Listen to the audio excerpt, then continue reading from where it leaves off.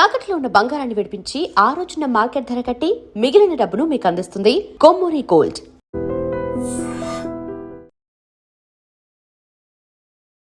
నమస్కారం, welcome to IT media. నేను మీ సంగీత.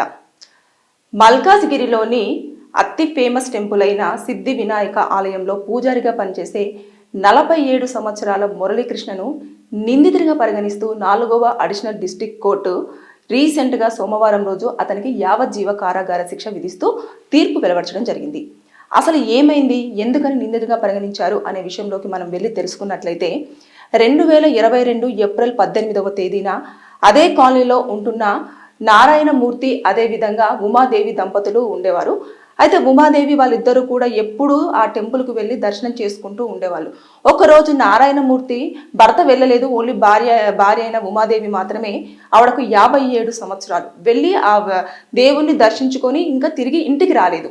రాకపోయేసరికి ఇమీడియట్గా టెంపుల్కే వెళ్తానని చెప్పింది కదా అని చెప్పేసి ఆ టెంపుల్కి వెళ్ళి పూజారిని అడిగితే అక్కడ ఉన్న మురళీకృష్ణ పూజారి అతన్ని అడగగానే లేదంటే దర్శనం చేసేసుకొని మీ ఆవిడగారు మళ్ళీ బయలుదేరడం జరిగింది అని చెప్పేసి అన్నారు.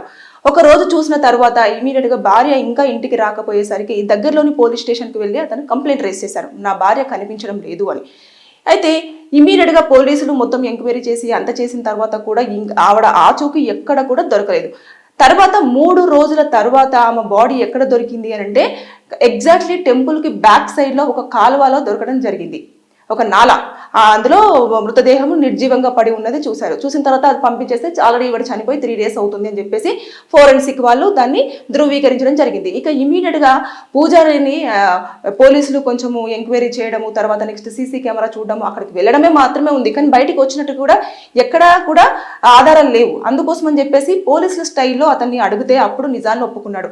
ఎప్పుడైతే ఆవిడ ఒంటి నిండా బంగారం వేసుకొని ఆలయానికి వచ్చేసి దేవుణ్ణి దర్శించుకుంటుందో ఆ సమయంలో అతను ఒక ఇనప రాడుతో తీసుకొని తల మీద గట్టిగా కొట్టడంతో ఆవిడ అక్కడికక్కడే మృతి చెందింది. మృతి చెందిన వెంటనే డెడ్ బాడీని ఏం చేయాలి అని చెప్పేసి అతను ఏం చేశాడంటే ఒక ఖాళీ డ్రమ్ము తీసుకొని ఆలయం పైన దాన్ని ఆ ఒక ఖాళీ డ్రమ్లో పెట్టడం జరిగింది 3 రోజుల పాటు. పెట్టిన తర్వాత ఆవిడ ఎప్పుడైతే చనిపోయింది కదా నెక్స్ట్ డే రోజే ఆలయంలో ఎలాంటి విరాళాలు లేకుండా ఎవరికి ఇన్ఫర్మేషన్ లేకుండా ఒక పెద్ద హోమాన్ని కూడా మురళీకృష్ణ కండక్ట్ చేశారు. చేసిన తర్వాత అయ్యో ఇంత పెద్ద హోమం జరుగుతుంది కదా అని చెప్పేసి భక్తులు అందరూ వచ్చారు, దర్శనం చేసేసుకున్నారు, వెళ్ళిపోయారు, అంతా జరిగిపోయింది. దాని తర్వాత ఇంకా శవాన్ని కూడా తీసేసి 3 రోజుల తర్వాత బయటపడేశాడు. ఎందుకు చేశావు అంటే ఆవిడ ఒంటి మీద ఉన్న బంగారం తీసుకోవడం కోసం నేను ఆవిడని చంపడం జరిగింది, నన్ను క్షమించండి అని చెప్పేసి అప్పుడు చెప్తే ఏమొస్తుంది, ఆవిడకు 57 సంవత్సరాలు. తర్వాత నెక్స్ట్ రోజు వచ్చి ఆలయంలో ప్రశాంతంగా దైవ దర్శనం చేసేసుకొని తనకున్న కష్టాలు కానివ్వండి, బాధలు కానివ్వండి చెప్పుకుంటే కొంచెం దేవుడు తీరుస్తాడు అన్న నమ్మకంతో వాళ్ళు అక్కడికి రావడం జరుగుతుంది. టెంపుల్కి వచ్చినాక కూడా రక్షణ లేకపోతే ఇంకా ఎవరికి చెప్పుకోవాలి, ఎవరితో మాట్లాడాలి, అసలు ఏమని మనము మనుషులను ఏ విధంగా అంచనా వేయచ్చు చెప్పండి. రోజు నిత్యం కూడా దైవారాధనతో దైవుడి యొక్క మంత్రోచ్చరణతో ఉన్న మురళీకృష్ణనే ఇలాంటి ఘాతుకానికి పాల్పడడం అనేది నిజంగా చాలా ఆశ్చర్యాన్ని గురి చేసిన విషయం అన్నట్టు. అప్పుడు చాలా సెన్సేషన్గా మారింది ఈ విషయం. పేపర్లో రావడం కానివ్వండి, టీవీ ఛానల్స్లో రావడం కానివ్వండి, ఇదంతా జరిగిపోయిన తర్వాత ఇంకా ఇదంతా కూడా పూర్వపరాలు పరిశీలించిన తర్వాత నెక్స్ట్ అతను ఒప్పుకోవడం జరిగింది. తర్వాత అన్ని ఆర్గ్యుమెంట్స్ అన్ని 2020 నుంచి కూడా జరిగిన తర్వాత రీసెంట్గా అంటే 2026 సోమవారం రోజున గత సోమవారం రోజున అతనికి యావజ్జీవ కారాగార శిక్ష విధిస్తూ 7,000 రూపాయల ఫైన్ కూడా విధించడం జరిగింది. అంటే చాలా మంది అనుకుంటారు తప్పు చేస్తే మేము దొరకం కదా, ఒక మహా అంటే బెయిల్ మీద బయటకు వచ్చేస్తాము, తర్వాత సంగతి తర్వాత మళ్ళీ శిక్ష పడ్డప్పుడు ఆలోచిద్దాము అని చెప్పేసి అనుకుంటూ ఉంటారు చాలా మంది. అలా ఏముండదు, ఎన్ని సంవత్సరాలైనా పర్వాలేదు, ఖచ్చితంగా మీ యొక్క తప్పు చేశారు అని చెప్పేసి ఆధారాలు కనుక ఉన్నాయి అంటే కంపల్సరిగా కోర్టు వారిని పనిష్ చేసే అవకాశం అయితే ఉంటుంది. ఇది 2022లో ఎంత సెన్సేషనల్ అయ్యిందో న్యూస్. ఇప్పుడు శిక్ష పడిన తర్వాత అసలు ఎవరు కూడా పట్టించుకోవట్లేదు. దీని నేపథ్యంలో ఏమవుతుందంటే తప్పులు చేసే వారికి కేవలం అదొకటి మాత్రమే కనిపిస్తుంది. అంటే అప్పుడు జరిగింది తర్వాత ఏమైందో ఏంటో అనేది అప్డేట్ లేకపోయేసరికి ఏమవుతుందంటే భయం అనేది లేకుండా పోతుంది.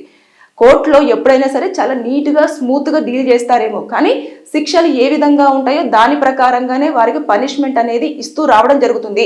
ఇప్పుడు మల్కాజ్గిరిలో జరిగిన ఇన్సిడెంట్ దీని కదా. కుక్కడపల్లిలో కూడా ఒకసారి లవ్ చేస్తున్నానని చెప్పేసి పూజారి ఆ అమ్మాయిని చంపేసి ఒక కింద మన సెప్టిక్ ట్యాంక్ లో కూడా దాచిపెట్టడం జరిగింది కదా, ఆ కేసు కూడా ఇప్పుడు హియరింగ్స్ లో ఉంది కాబట్టి దానికి కూడా పనిష్మెంట్ పడే అవకాశాలు ఉంటాయి. ఎందుకంటే ఎవిడెన్సెస్ అన్ని చాలా క్లియర్ గా మెన్షన్ చేశారు అనుకోండి, ఖచ్చితంగా కోర్టు దాని టైం తీసుకున్నా మంచిదే, కానీ మొత్తం పూర్వపరాలు పరిశీలించి ఇద్దరు బోత్ సైడ్ అడ్వకేట్స్ వాదనలు విన్న తర్వాత అన్ని ఎవిడెన్సెస్ అన్ని క్యాలిక్యులేషన్ చేసి అప్పుడు శిక్ష అనేది ఖరారు చేయడం జరుగుతుంది. దాని నేపథ్యంలోనే ఇన్ని రోజుల పాటు ఇక్కడ శిక్షకు టైం పడడం జరిగింది. చాలా మంది అంటారు, అబ్బా చాలా డ్రాగ్ అవుతూ ఉంటుంది, పనిష్మెంట్ ఇంత తొందరగా ఇవ్వచ్చు కదా, లేకపోతే అప్పుడే చంపేయచ్చు కదా, ఎందుకని చెప్పేసి జైల్లో కూర్చోబెట్టడము, తిండి పెట్టడము ఇవన్నీ వృధా అని చెప్పేసి అంటే చెప్పలేము. అంటే కొన్ని సార్లు ఏమవుతుంది అని అంటే అతని యొక్క మానసిక పరిస్థితిని చూస్తారు, అదేవిధంగా అతని యొక్క పరిస్థితి అంటే అతను ఆ విధంగా బిహేవ్ చేయడానికి కారణాలు ఏంటి అని చెప్పేసి చూడడం, ఇవన్నీ కూడా చూసిన తర్వాత అతన్ని మొత్తం పూర్తిగా మెడికల్ చెకప్ చేసి తర్వాత అతనికి కౌన్సిలింగ్ ఇచ్చి తర్వాత నెక్స్ట్ అతని యొక్క చుట్టుపక్కల ఉన్న వాళ్ళను వారి దగ్గర నుంచి స్టేట్మెంట్ తీసేసుకొని, ఇంట్లో వాళ్ళ స్టేట్మెంట్ తీసుకొని, అతని స్టేట్మెంట్ తీసేసుకొని, అప్పుడు ఎవరైతే బాధితులు ఉన్నారో బాధిత కుటుంబం యొక్క స్టేట్మెంట్ తీసేసుకున్న తర్వాత అతను మిగతా ఎవరైతే భక్తులు వస్తారో ఆ భక్తుల విషయంలో అతని యొక్క బిహేవియర్ ఎలా ఉండేది, తర్వాత నెక్స్ట్ గతంలో ఏమైనా ఇలాంటివి తప్పుడు పనులు ఏమైనా చేసినవి ఉన్నాయా, లేదంటే అమ్మవారికి సమర్పించే కానివ్వండి, అయ్యగారికి సమర్పించేవి కానివ్వండి, ఏమైనా ఉన్నప్పుడు అందులోకి వెళ్ళి ఏమైనా నగలు దొంగతనం చేసినట్టు కానివ్వండి, ఏమైనా ఆలయంలో ఇప్పటివరకు దొంగతనాలు జరిగినట్టు కానివ్వండి, ఉండిలో డబ్బులు ఏమైనా మాయమైనట్టు కానివ్వండి, ఇలాంటివన్నీ జరిగావా, ఇవన్నిటి కోణంలో కూడా ఈ యొక్క ఇన్ని ఇయర్స్ పాటు అంటే దాదాపు 4 సంవత్సరాల పాటు కూడా ఇదంతా ఎంక్వైరీ చేసిన తర్వాతనే ఈ యొక్క ఇప్పుడు ఏదైతే శిక్ష ఉందో అది ఖరారు చేయడం అనేది జరిగింది. ఏదేమైనా సరే బాధిత కుటుంబానికి కరెక్ట్ గానే అతను అనుకున్నాడు యావజ్జీవ కారాగార శిక్ష అంటే ఇంకా జీవితాంతం అతను జైల్లో ఉండాలి, లైఫ్ ఇంప్రిజన్మెంట్, దానికి తోడు 7,000 రూపాయల ఫైన్ విధించారు కదా. అక్కడ బాధితులు హ్యాపీ అంటే పనిష్మెంట్ పడింది అనుకోవచ్చు, కాకపోతే చనిపోయిన వ్యక్తిని మాత్రం తీసుకొచ్చి ఇవ్వలేము, అదేవిధంగా వారి యొక్క కుటుంబంలో జరిగిన ఏదైతే లోటు ఉందో దాన్ని మాత్రం ఎవరు కూడా పూడ్చలేంది. దయచేసి మీరు గనక ఎప్పుడైనా సరే ఆలయానికి కానివ్వండి, లేదు అనుకుంటే మీ చుట్టుపక్కల ప్రాంతాల వారికి కానివ్వండి, లేదంటే ఇంకెక్కడికైనా సరే ఒంటరిగా వెళ్ళేటప్పుడు జాగ్రత్తలు పాటించండి. మంచివారే మనతో బాగానే ఉంటున్నారు, మనకు బాగా తెలిసిన వారు, మన కోసం ఆలోచించేవారు, మన బాగా కోరేవారు అని చెప్పేసి మీరు అనుకున్నారా? వారి యొక్క మనస్తత్వము మైండ్ ఎప్పుడు ఏ విధంగా చేంజ్ అయిపోయి మీ పైన దాడులు చేసే అవకాశం ఉంటుందో ఎవరు అంచనా వేయలేరు. ఇప్పుడు జరిగిన ఉమాదేవి విషయంలో జరిగింది అదే.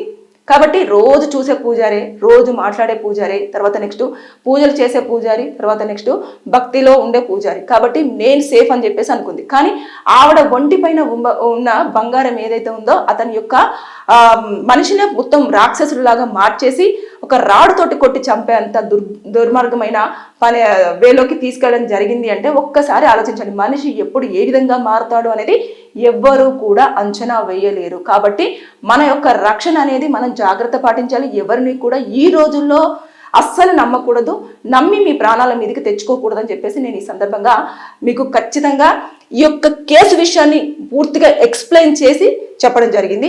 ఏదేమైనా సరే కానీ ఇప్పుడు ఈ విషయంలో చాలా వరకు చాలా చోట్ల ఇవే జరుగుతున్నాయి. కాబట్టి బీ అలర్ట్, జాగ్రత్తగా ఉండండి. Thank you.